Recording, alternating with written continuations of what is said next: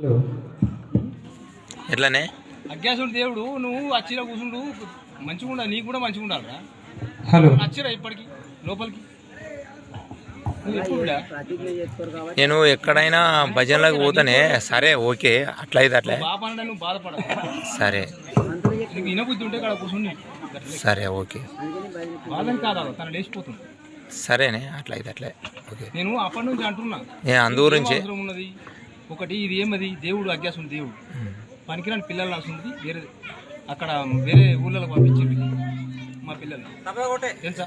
నేను అందు గురించి నువ్వు చెప్పేది విన్నావా? ఏం బాధపడదు, ఆడ కూర్చుని పోనీ. అదేనే నేను పోతానే. నేను నేను లొల్లి పెట్టుకుంటాలే. ఏం కాదు బిడ్డ, నేను మాలమాదిగోని కాబట్టి నేను అందు గురించే నేను అడిగిన. నీ మనమ మాట అనగాదు, నేను అడిగినా కాబట్టి నేను అందు గురించే నేను వీరికి రావన్నా వద్దా అని నేను అడిగిన. ఏం లేదు.